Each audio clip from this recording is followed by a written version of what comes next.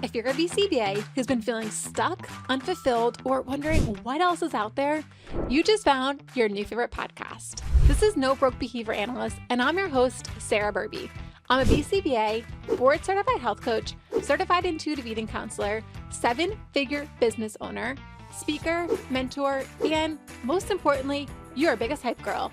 You already know you can use ABA outside of autism, but nobody ever told you how. Well, at least not until now.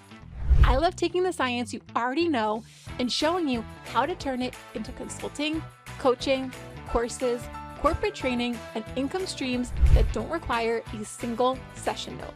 Every week, we're talking money, business, mindset, and all the ways your skills can take you places the field never told you existed. Ready to build a life you're obsessed with? Let's get into it. Hello. I am so back, and my goodness, did I miss recording these podcasts. I just needed to take some time to really hone in on what is the direction that I want to go with this podcast? What is the purpose? Who do I want to help? And if you can't tell by the name change, by the third rendition of this podcast, No Broke Behavior Analyst, I want to help you make more money. Whether that means you start to finally build your side hustle, whether it means you quit your full-time job and you start your own business, I am really passionate about helping you use the science that you already know to make a ton of money. And I am really good at it, if I do say so myself. So this podcast will, of course, I am Sarah Burby after all, of course, talk about mindset. I do truly believe in my heart you cannot have a successful business if you do not work on your mindset.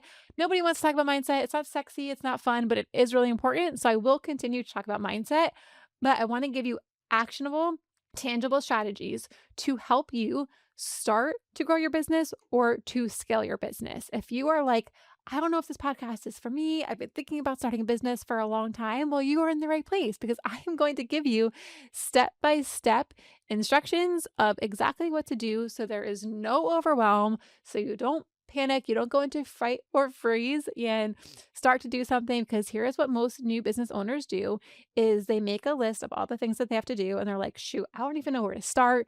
I don't know if I'm missing steps. I don't want to do anything incorrectly. Don't worry. I'm going to help you with all of that. And so that is what this podcast is going to be. I also want to make note of this beautiful podcast studio. I'm going to use the studio loosely here because this is just my office, a nice little corner of my office.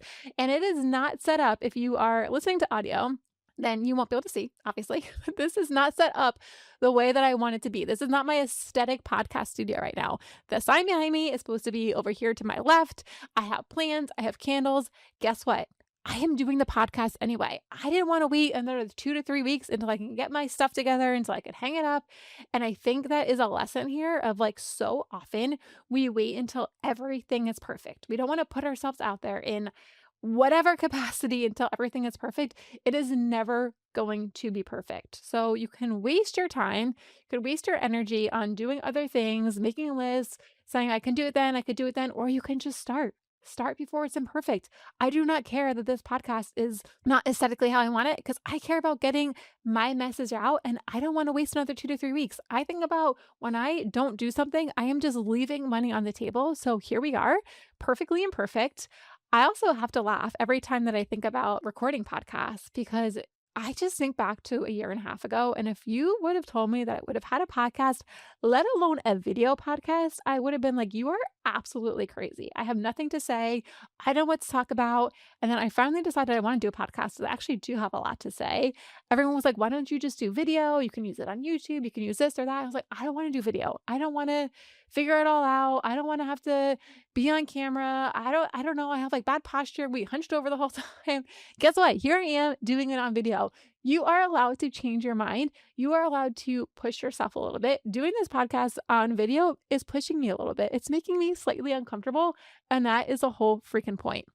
I constantly want to be growing and changing and do things that push me outside of my comfort zone. So here we are, showing up uncomfortable, showing up imperfectly. And let's get into it, because today I want to talk about marketing. What the heck is marketing?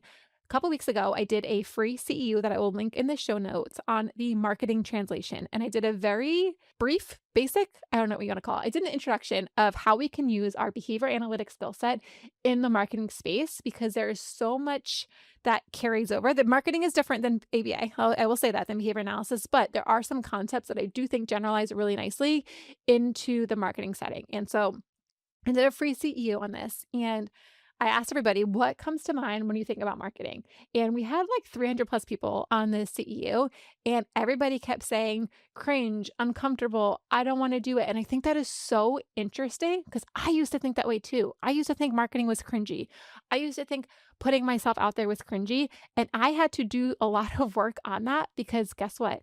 If you don't put yourself out there, if you don't market, you are going to be broke. And this podcast is called No Broke Behavior Analyst. I don't want anybody listening to this podcast to be broke. So, number one, I want to take it back a little bit and think about what is marketing actually. So, a lot of people don't even understand what marketing is. And I want you to think about this very simply. In marketing is how you communicate what your product, service, good that you're selling is. So, how well can you communicate what you are selling to somebody else? That's it. I mean, it can get more complex than that, but for today, all you need to think about is how are you communicating your offer? A lot of times we think that we're just going to make a website, we're going to start an Instagram, and I say, maybe this was just me when I first started my business, is I just put a lawn sign in my yard, thought I was going to get all these clients, started an Instagram, had no idea how to talk about what offer I was actually putting out there. And I had crickets for months. And I was like, oh my gosh, I thought I could just start Instagram. I'm not going to have a successful business. What do I do? I had to learn how to market, AKA, I had to learn how to communicate what I was selling to the person that I was selling it to. And it's only cringy if you make it cringy. Okay. You just want to think about how easy can I make it for someone to read something that I put out there and think, yes, she is talking to me. What she is offering is exactly what I need. The other thing, and this is going to be a whole another podcast episode, is you are not for everybody. Your marketing messaging should be for a very specific person. That is how you get crystal clear. That is how you do magnetic marketing when you speak directly to someone. As behavior analysts, I actually think that works against us because we know that behavior is everywhere. We know that behavior analysis could be applied everywhere. In marketing, you want to think of the exact opposite. You want to think about that one specific person that you can help. But we'll get to that later when we talk about our depth framework. So marketing, how can you get a message out there where that person thinks, oh my gosh, yes, that is who I want to work with. They're speaking to me so clearly. People usually think it's cringy because they have been marketed to in a way that was cringy, and you don't want to then do that to other people. And I get it. Every time you go to a car dealership or a furniture store, to me, that feels like cringy marketing. Maybe there's good marketers out there that are not cringy. Maybe that's an overgeneralization, but I absolutely hate going to the car dealership because it's like this whole dog and pony show of it's this price, it's that price. Let me go back, talk to my manager. This is what I can do. This is what I can do. I'm like, listen, dude, what is the price of the car? What is the lowest you're going to go? I don't have time for this, right? That to me is salesy, cringy type marketing. I don't market that way to the people that I am offering my product or service to. So it also feels very cringy if anyone's ever had that, like someone that you haven't talked to in 10 years and they're DMing you and they're like, hey girl, how's it been? I have this really cool product that I think you'd absolutely love. Here's the information. To me, that feels very cringy because actually you don't know anything about me. You haven't talked to me in 10 years and you are very obviously selling something to me without actually caring about if this product is actually going to help me. So it feels cringy, I think, when there is a disconnect between what you're offering and if that product, good, service is actually going to make a difference. Yes, that feels cringy. The other reason it feels cringy is because you are confusing vanity with visibility. And that is a big difference. So vanity is when you talk about yourself, when you post about yourself, when you tell people about your offer and service, only because you want to be admired. You want everybody to love you and admire you. That is vanity. Visibility is just putting your message out there so the right people, the people that need your help and service, can find you. That is being visible. A lot of people stay invisible and they don't talk about their offer or service because they want to be humble and they don't want to sound conceited or whatever reason. I want you to challenge that. I want you to flip that. And what if not talking about your offer or service was actually selfish? Now, no one here that's watching this is intentionally selfish, but by not talking about what you can do and how you can help somebody, that person that really needs your help from somebody that actually knows what they're doing is not going to get the help that they need because you're not putting yourself out there. Again, I don't mean to make anybody feel guilty for not putting themselves out there, for not wanting to be visible, because there's a lot of work that we can do to make yourself feel more comfortable being visible. But I want you to just flip the way that you think about marketing. Other third reason is you probably have a little bit of fear about being judged by other people. This comes up time and time again. I have worked with clients for months and months and months on this part specifically, fear of being judged by other people. We don't want to talk about our service on Instagram, on LinkedIn, on TikTok, on Facebook, at the family reunion, because we do not want to be judged by other people. And we feel like if we put ourselves out there, somebody else is going to be like, who does she think she is starting a business? Who does she think she is talking about this offer or service? That's embarrassing. That's this, that. It's not embarrassing. It's not embarrassing when you have a crap ton of money in your bank account and you have time and location and financial freedom and you get to do whatever you want, whenever you want. That's not embarrassing. That's not cringe. Okay. If I do nothing in this podcast, I want you to work really, really hard on stop giving a F about what other people who are not your family and friends, who are not your clients, who are not paying your bills, stop caring about what they think because it does not matter. Those people are going to a job that they might like, that they might not like, that have a cap on their income, that have a cap on their joy and their happiness. And that is not going to be you. I want you to get comfortable being uncomfortable. And when you put yourself out there, yes, you do open up yourself to judgment, to what other people might think of you. The more visible you get, the more opportunity you have for other people to judge you and say unkind things about you. That's okay. It doesn't matter because those people are not making the kind of money that you're going to be making. Okay. And here is what I know to be true in my heart. There is somebody right now that is searching for what you have to offer. And if you don't put yourself out there, if you don't know how to communicate what that is, there's going to be a disconnect. That person is not going to be able to find you. So I want you to get really good at just communicating your offer and your service. So how the heck do you do that? You talk about what you're offering in a very simple, clear way.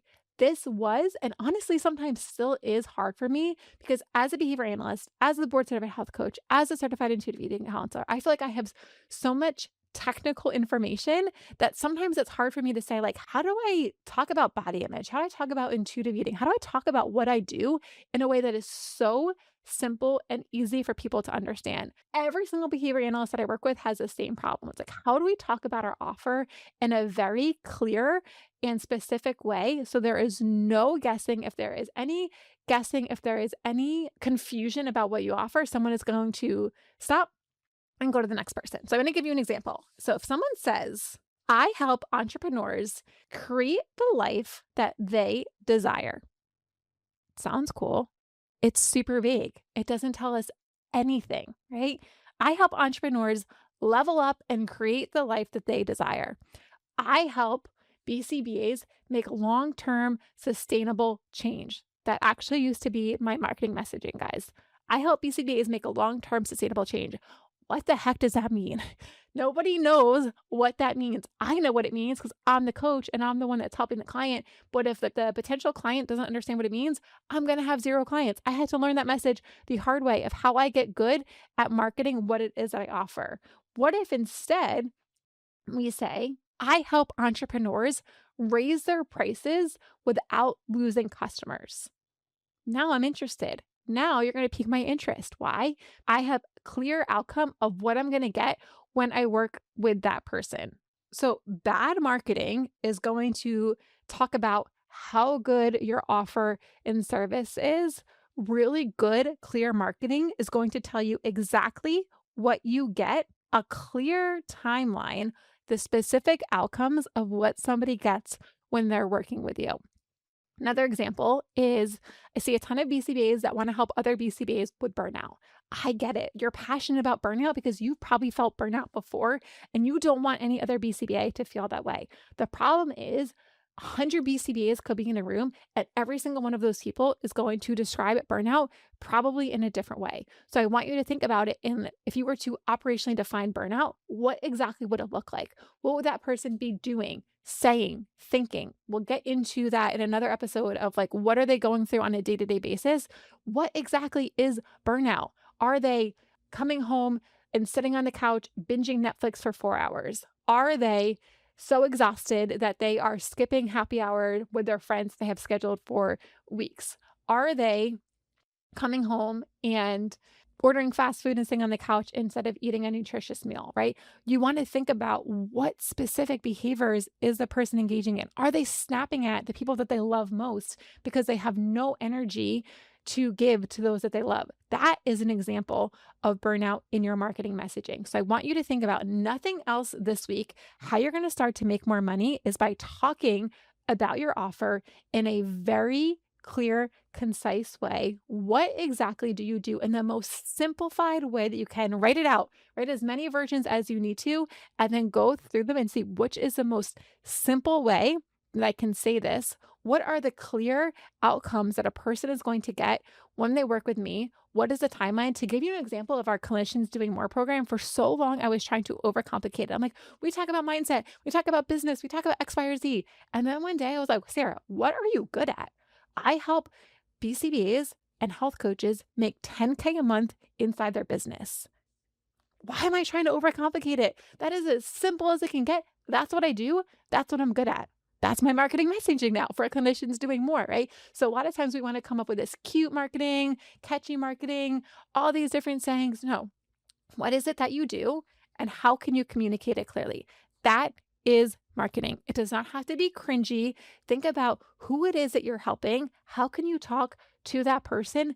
And anybody that makes fun of you, that judges you, I can guarantee they're not someone that you want to take advice from. I can guarantee that they're not making the money that you want to make, and they're probably not very happy in their own life. Okay.